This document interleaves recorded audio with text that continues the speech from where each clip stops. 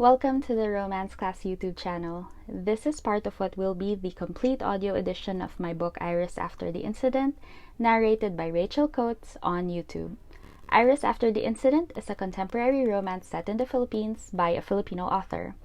Subscribe to our channel to see new chapters as they go up and listen to the complete book here on YouTube. Romance Class is a community of Filipino authors of romance in English, and we have helped over 100 authors write and publish their romance books. If you like this book, head over to romanceclassbooks.com to find more of our books. Content warnings for this book are mentioned in Chapter 1 and are included in the description in this video. Chapter 2. Funny how things turn out sometimes. I happened to be coming home from work at 11 p.m., the right time to get stuck in there with 9J, because that was my work schedule now. Unofficially, after the incident, I almost quit my job at the foundation I worked for. The main thing that it did was manage a scholarship fund for female STEM, science, technology, engineering, mathematics students. At that time, I was being sent to meetings with sponsors, institutions, affluent donors, and schools willing to work on the cause.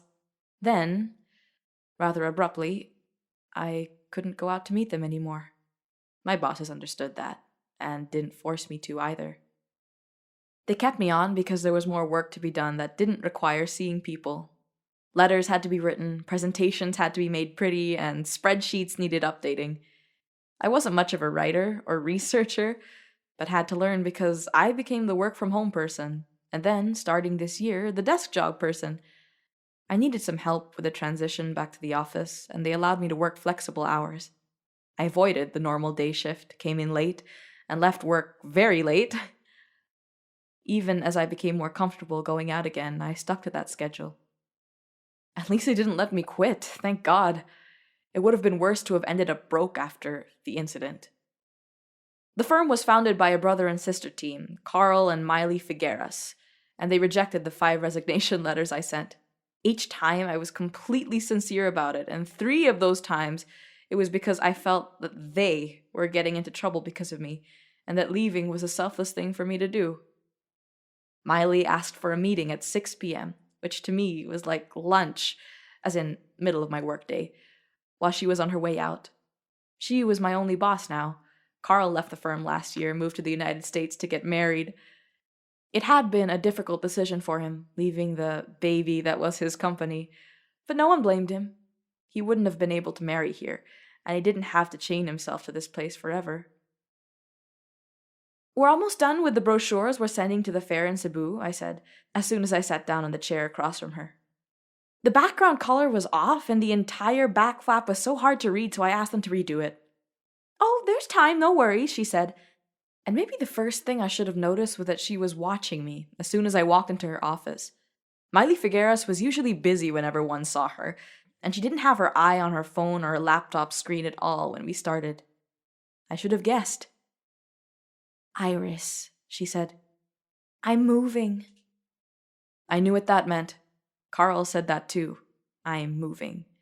When they said that, it didn't mean they were getting a house in Nuvali or leasing a 2-bedroom in Taguig. It meant another kind of moving, far and permanent. I tried not to let it show on my face that my insides felt like they were imploding. "Wow," I said. "To where?" "Switzerland," Miley said. "That project in Geneva. It's a great opportunity."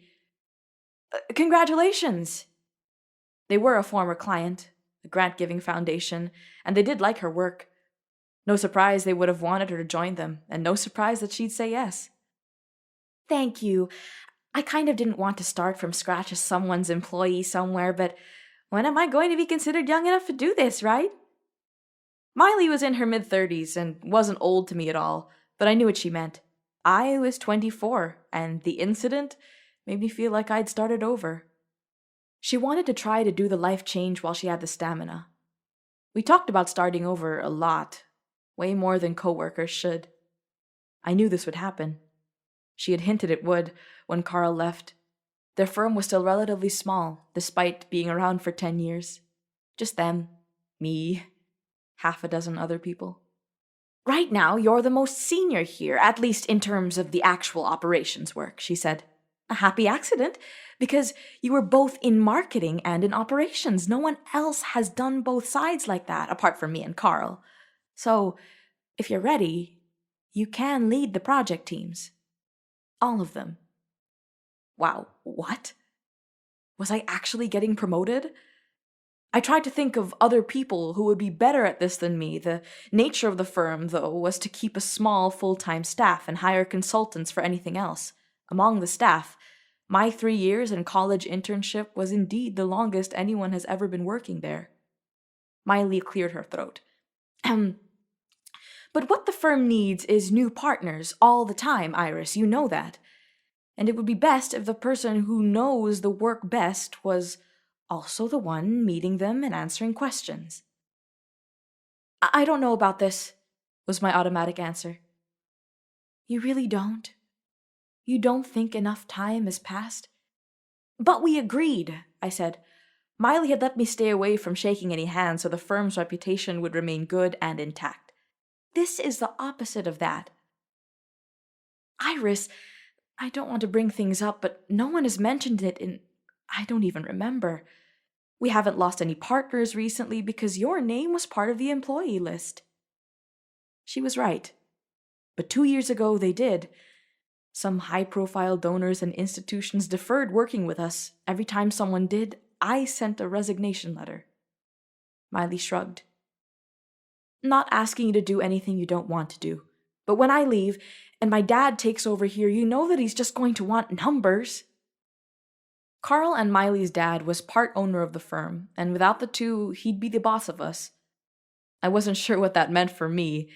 It had been his son and daughter who had stuck by me. Does he care about... He wasn't happy about it, but everyone keeps their jobs if they're useful, and he's going to want people to be extra useful. Do you get what I mean?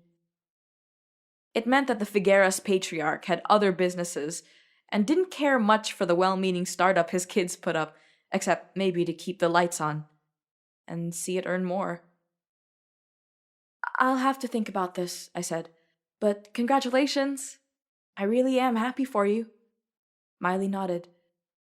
I know you mean that, and thanks, and I should let you know that Francine called again. It must have looked like I spaced out. Francine Porter of... I know, I said, cutting her off. Francine Porter's nonprofit agency was a partner of ours. Is there... Why? You know, the usual. They're doing a seminar, and she asked again if you would meet with her. Again, my answer was automatic. Oh, okay. Can you email me the details? I always said that, and I never acted on it. Email was the black hole of asking me to talk to Francine. The only time I would do it was if I were trapped in an elevator with her. Maybe. But it was easier to say I would, and then not do it, than explain why I wouldn't. My boss was skeptical, but as always, careful about this. She really does believe in your work. She actually wants to offer you a job with them, full-time. What? You haven't thought of it? Miley asked. They say your generation gets tired of a job after 3 years or less. Not when you've been the kindest to me of everyone in this mess. Are you asking me to quit? Miley sighed. Then she laughed. Of course not. This was messed up. My own boss acting as my career scout. But again, it was easier to say I would consider it rather than talk about all the reasons. Email me that too, I said. And off into the black hole it goes. Of course. And yet, Miley was looking straight at me when she said this, made no move to type anything up. I will. When you're ready, you can do a lot for them, as their employee or just you. I have work to do, I mumbled, and that was my way of excusing myself. You can do a lot for them. I knew that in my head. I knew that because my job had me contacting experts and getting them to write, review, check stuff to make our work better and more useful. Useful was the key word, and everything we did had to be that. I couldn't blame Francine for calling and asking. This was probably the 3rd time. She wanted my help because her nonprofit provided counseling services to underprivileged women and children, and the incident that happened to me was becoming something that they needed information on. The incident. Calling it that in my head shielded me from having to remember, but it also created walls in my memory, had places I instinctively felt I couldn't go to. After work on a normal day, I would be home by 11. I'd have takeout dinner with me, I would sit there and watch something on TV for a few hours, and then I'd sleep. Today, same routine, but I also toyed with some thoughts. I wondered if I could say it out loud, even when by myself. I realized that I'd never actually done that. Janine never made me. So I sat there, on my living room couch, dinner done, cup of hot tea brewing, and dared myself to say it. Or just think it in a complete sentence. Which moment has most defined your life so far, Iris Len Larioka? Please state your answer in 500 words or less. I could do that.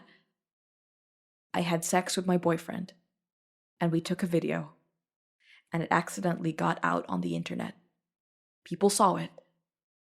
Short, heavy sentences, even as silent thoughts. I braced myself for all the feelings that thinking about it brought on, especially in the beginning, and it was there. Kind of. A little. The pain was familiar, but not as devastating. That's right. I said that aloud, first as a whisper.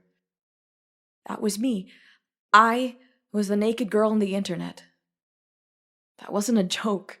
It was bitter in my mouth and bitter in the air. It was all so true. But then I had to get up and throw my takeout carton away and throw the trash into the chute down the hall and wash the cup I'd used like any other day. Like always. That was Chapter 2 of Iris After the Incident, narrated by Rachel Coates. Text and production copyright by Mina V.S. Guerra. Iris works at a foundation that provides scholarships for Filipino women in STEM. If you want to read more romance books like this, check out Beginner's Guide, Love and Other Chemical Reactions by Six de los Reyes, about a Filipina scientist's experiment to find a boyfriend by using the scientific method. Link in the description.